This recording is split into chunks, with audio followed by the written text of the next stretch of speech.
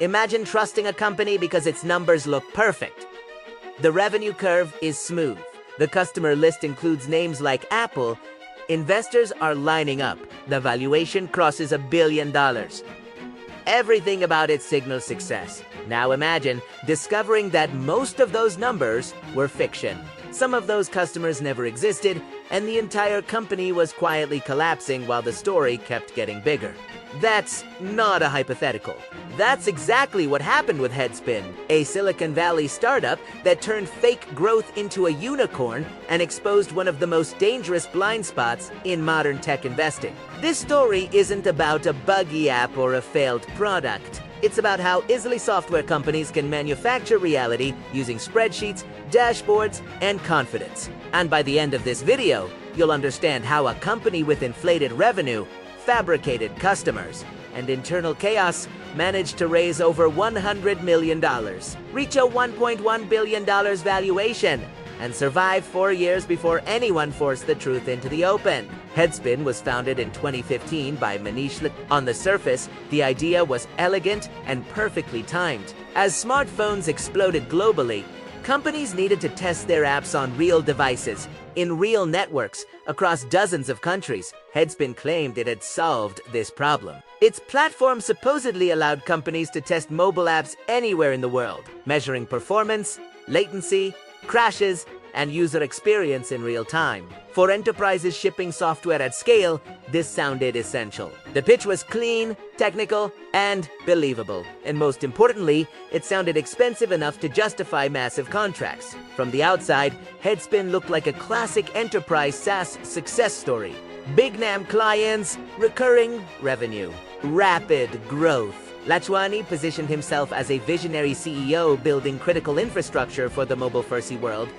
Investors didn't just buy the product, they bought the narrative.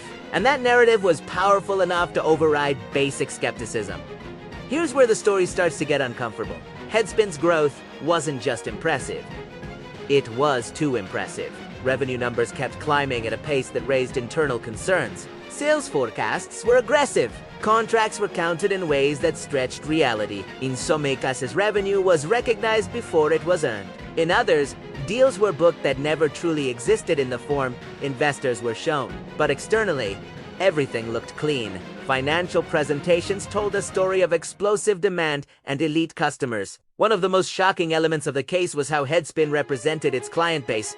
Internally, employees knew that some of the biggest names being cited were not real customers in the way investors were led to believe. Some were pilots, some were trials. Some relationships were exaggerated beyond recognition. But on pitch decks and investor calls, those nuances disappeared. Logos carry power. When investors see a company like Apple mentioned, they stop asking certain questions. That's not because they're careless. It's because reputation shortcuts due diligence. As money poured in, the company's internal culture began to reflect the lie it was built on. Employees were pressured to meet unrealistic targets. Financial data was tightly controlled. Questions about revenue quality were discouraged. When people inside the company raised concerns, they were often sidelined or ignored. This is another recurring pattern in major frauds. Once the story becomes the company's main asset, anyone threatening that story becomes a liability. By the time HeadSpin raised a massive funding round in 2020, the illusion was nearly complete. The company had raised approximately $117 million from investors and reached a valuation of $1.1 billion.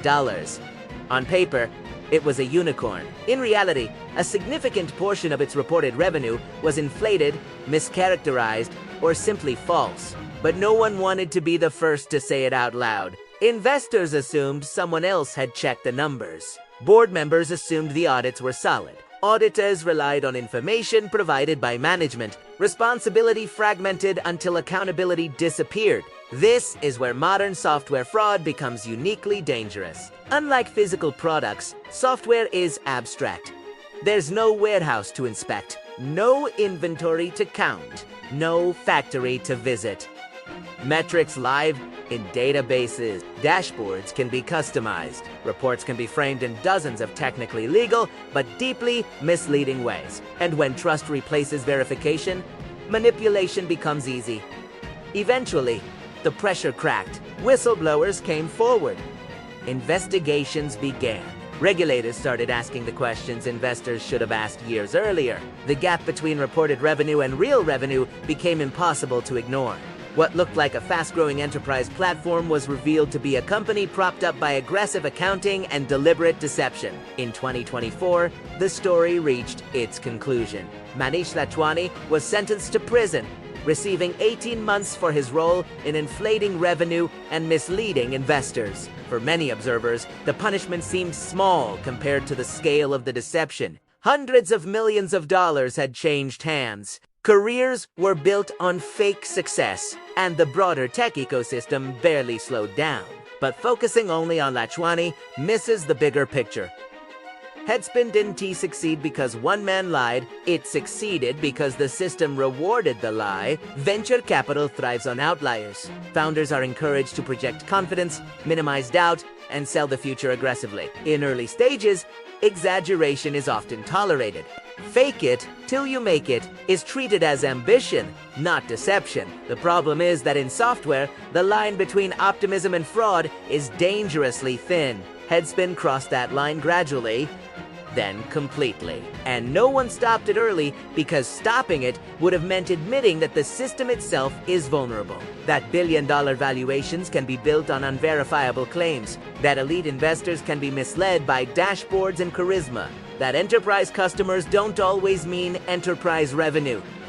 This is why the HeadSpin story matters. Not because it's shocking, but because it's normal. It reveals how easily belief replaces proof in modern business. How success theater can last years. How a company can look legitimate at every level while being fundamentally dishonest underneath. And the most unsettling part is this. If you strip away the names and the numbers, the structure of this scam is still alive today. Inflated metrics. Strategic ambiguity. Revenue defined just loosely enough to pass scrutiny. Investors chasing momentum instead of fundamentals. Founders rewarded for storytelling, not truth. HeadSpin wasn't a glitch in the system. It was the system working exactly as designed, until reality intervened. And somewhere right now, another startup is doing something similar, quietly betting that confidence will outrun accountability just a little longer. The question isn't how this happened. The question is how often it's still happening, unnoticed. Behind dashboards that look perfect and numbers everyone wants to believe,